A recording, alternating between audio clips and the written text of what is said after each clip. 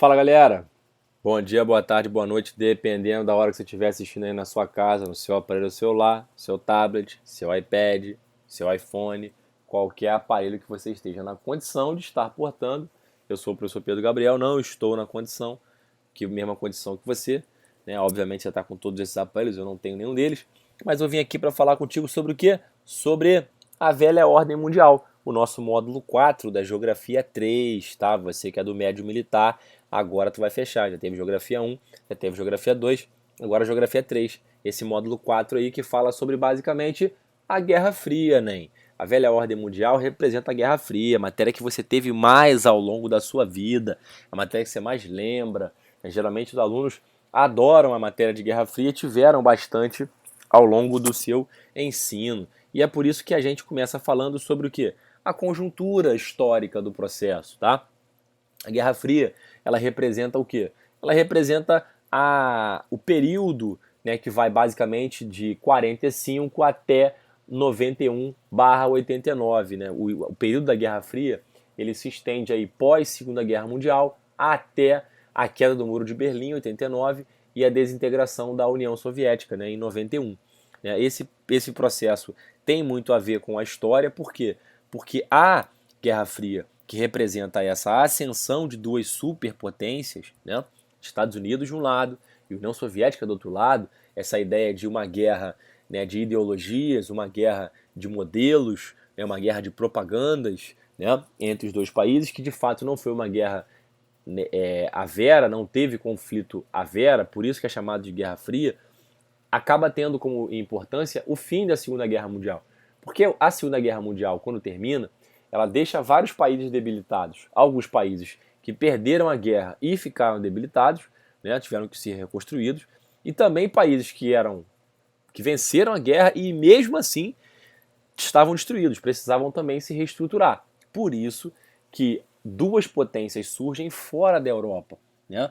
Na América, os Estados Unidos da América, e na Ásia, né, a União Soviética, né, União das Repúblicas Socialistas Soviéticas, né, a URSS. E aí você tem o enfraquecimento das potências europeias, né, os países europeus todos enfraquecidos, e aí surgiram duas novas superpotências que eram bem divergentes, né, eram modelos bem opostos, e por isso que ficou tão famoso aí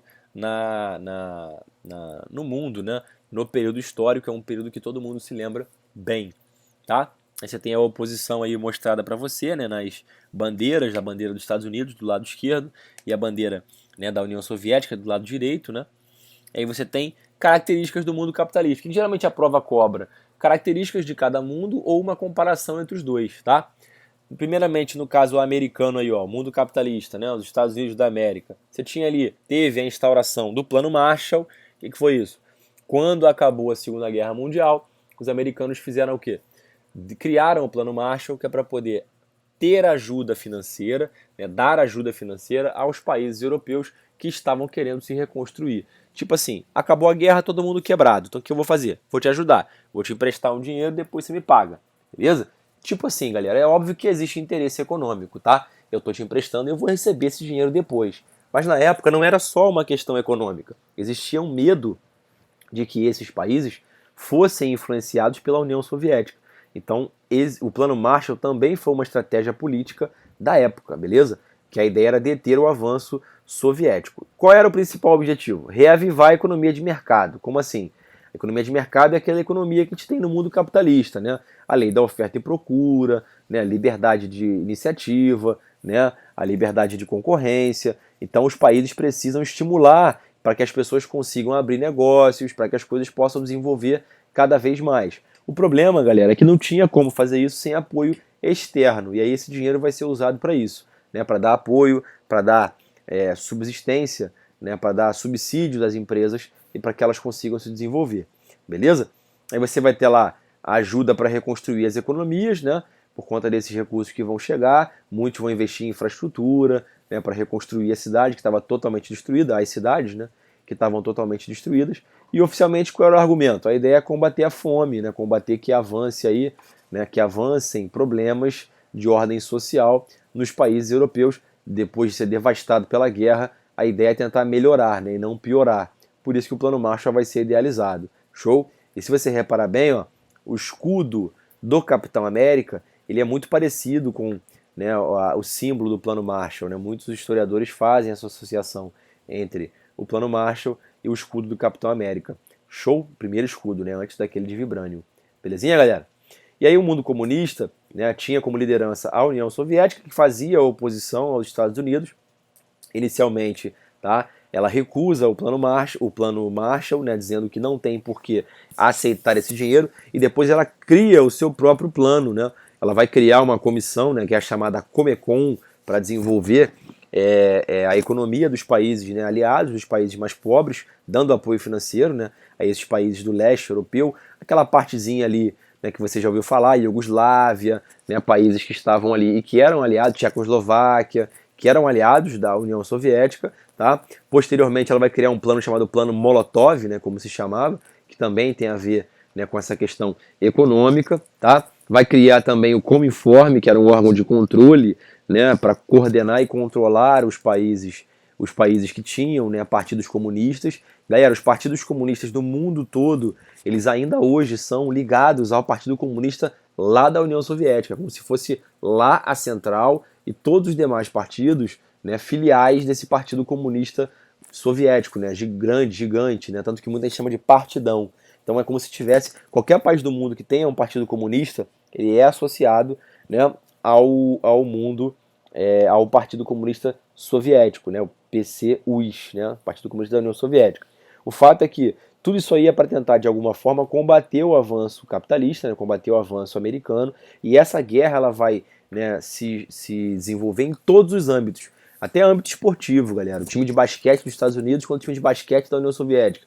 E aí tinha uma rivalidade muito grande, né, no atletismo, né, na ginástica, todos os eventos, nas Olimpíadas, por exemplo, existiam brigas para saber quem tinha, né, o maior número de medalhas, quem ganharia o quadro de medalhas. Já teve, né, situações onde os países boicotaram as Olimpíadas, né, as Olimpíadas de Moscou em 80, muitos países capitalistas não foram, houve boicote. A mesma coisa em 84, em Los Angeles, onde os países comunistas boicotaram também as Olimpíadas. Então, assim, existem aspectos políticos que acabaram sendo evidenciados em inúmeros, né, inúmeros desdobramentos, inclusive até no esporte, beleza?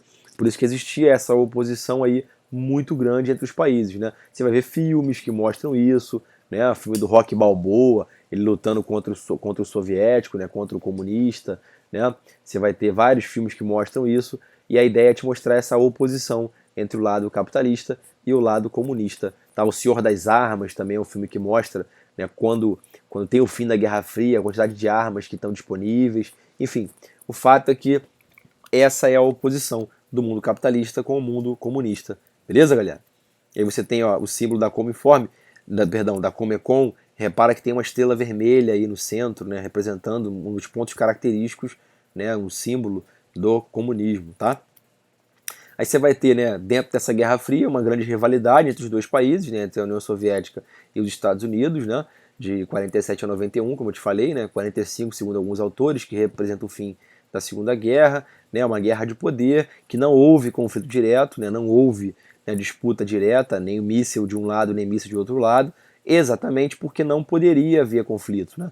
Havendo conflito, o poder bélico era capaz de destruir o mundo muitas vezes, mais de 7 vezes você podia destruir, só que não haveria segunda vez, né? Você teria lá uma guerra nuclear, a primeira vez do mundo seria destruída e não teria uma segunda, mas mesmo que tivesse essa possibilidade, o poder bélico era tão grande que podia destruir mais de 5 vezes, 7 vezes, né?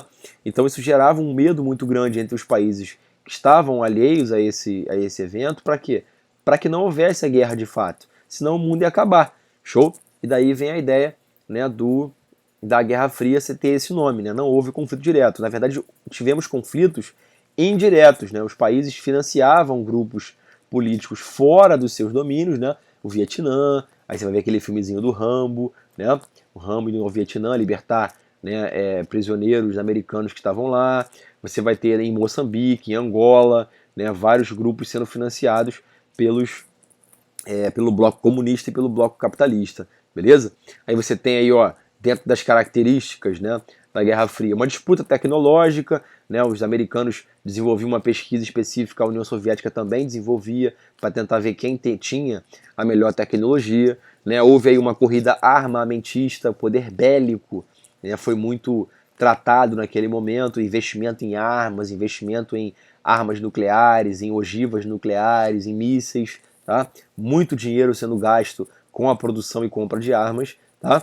Você vai ter a corrida espacial, que representou, né, quais países tinham mais êxito na chegada até a Lua, em lançar satélites, né, e ter algum tipo de conhecer mais o espaço, né, que até então era algo bem desconhecido. Você vai ter a União Soviética inicialmente liderando, né, essa disputa. Ela vai lançar o primeiro satélite, vai lançar o primeiro ser vivo, que foi a cadelinha Laika, tá? Ela vai lançar primeira pessoa em órbita a sair da nave, né, vai ser a soviética, e aí os americanos vão chegar até a Lua, né, num evento que é muito controverso até os dias de hoje. Muita gente não acredita, né, acha que foi armado, aquela chegada até a Lua, enfim. O fato é que os americanos venceram desse duelo, né, de chegar até a Lua, chegaram primeiro, né, a Lua naquele período específico. Então essa corrida espacial também representou a rivalidade entre os dois países. Tá? Teve também uma guerra de espionagem, né? Foram criadas agências específicas da CIA, né, representando o lado capitalista, e da KGB, representando o lado, né, soviético, né, agências onde existia espionagem para descobrir novas tecnologias, descobrir se estava havendo algum tipo de conflito em algum lugar do mundo, instalação de algum míssil. Né? A CIA, por exemplo, chegou um momento, né, na década de 50, né, 50/60, houve a crise dos mísseis, que representou o quê? Uma crise onde a CIA descobriu mísseis em Cuba, né, apontados pelos Estados Unidos. E aí gerou toda uma guerra diplomática, quase, de fato, houve a guerra. Tem até um filme que fala sobre isso, que é o filme 13 Dias que Abalaram o Mundo, perdão, que fala sobre esse aspecto da crise dos mísseis, tá? E aí, tipo assim, todo mundo ficou sem respirar por um tempo, achando que de fato haveria, né, um conflito aí, uma guerra, que de fato a guerra ficasse quente, né? Então, ó, busca de aliados, muitos países eram aliados, né, do mundo capitalista e do mundo comunista. Você tinha Cuba, aqui na América, que era aliada da União Soviética, assim como você tinha a América Latina, que era uma zona de influência, né, dos Estados Unidos. China também, durante bastante tempo, foi aliada da União Soviética, até que trocou de lado, né, em algum momento, né, específico da história. Né? Não sei se trocou de lado seria o termo, mas deixou de ter esse apoio incondicional à União Soviética. E o fato é que esses aliados eram constantemente buscados para aumentar o poder de influência dos países, para mostrar que esse modelo era melhor ou que o outro modelo era melhor. Só que, nesse período aí histórico, tivemos alguns países que não aceitaram essa busca, essa política de alinhamento. Né? Muito pelo contrário, eles diziam que eram não alinhados a essa estrutura. Daí surgiu o terceiro mundo, né? Aquilo que você aprendeu no 8º ano. Primeiro mundo representavam os países capitalistas desenvolvidos. O segundo mundo, né, os países socialistas, né, comunistas. E o terceiro mundo, os países capitalistas pobres. Né? E aí entrariam os países que não estão alinhados nessa guerra. São países que estão sofrendo influência, né, e por isso que não deveriam estar alinhados. Né? Isso aí surgiu, né, depois da Conferência de Bandung, uma conferência que ocorre para separar, né, esses países aí que se auto-intitulam não alinhados. Belezinha, galera? E por fim, alguns conflitos que vão acontecer, né, que são regionalizados, alguns conflitos que não tinham especificamente, não eram ligados diretamente aos Estados Unidos e à União Soviética, mas tinham influência, porque tinha financiamento, tinha busca por tomar aquele espaço, por ganhar mais um aliado. Então existia essa influência fora, né, dos domínios dos países. Belezinha, galera? Tranquilidade? Aí você tem, ó, um exemplo, né, dessa Guerra Fria, a divisão do muro de Berlim, né, a construção do muro de Berlim, perdão, a divisão de Berlim em Berlim Oriental e Berlim Ocidental. Você tinha nessa parte de Berlim Ocidental dentro da Alemanha Oriental, e aí era muito interessante porque essa cidade, né, de Berlim tinha 3 aeroportos, né, dentro, né, da Alemanha Oriental, que é para onde as pessoas saíam e chegavam, né, nesse pedacinho aí que era da Alemanha Ocidental dentro da Alemanha Oriental. Né, a parte ocidental era a capital, né, era Bonn, né, que era a parte capitalista, perdão, e a Alemanha Oriental a parte comunista, né, onde a capital era Berlim. Tranquilo? Belezinha, galera? E aí você tem, né, a oposição, né, a chegada até a Lua, né, você tem a agência espacial, que é a NASA, e a agência espacial soviética, né, você tinha aí a oposição entre o lado capitalista e o lado soviético. Belezinha, galera? Tranquilidade? Esse foi o nosso módulo 4, né, a fala sobre a Guerra Fria, porque na verdade o que interessa é o que vem depois da Guerra Fria, que é a nova ordem mundial. Em Guerra Fria vocês aprendem muito mais, estudam muito mais em história. Na parte geográfica, a gente dá um apanhado geral sobre o que é a Guerra Fria, que é para posteriormente falar sobre, né, a nova ordem mundial. Belezinha, galera? Tranquilidade? Show de bola? Então, beleza, continue estudando. Um grande abraço a você, professor Pedro Gabriel, trabalhando com você.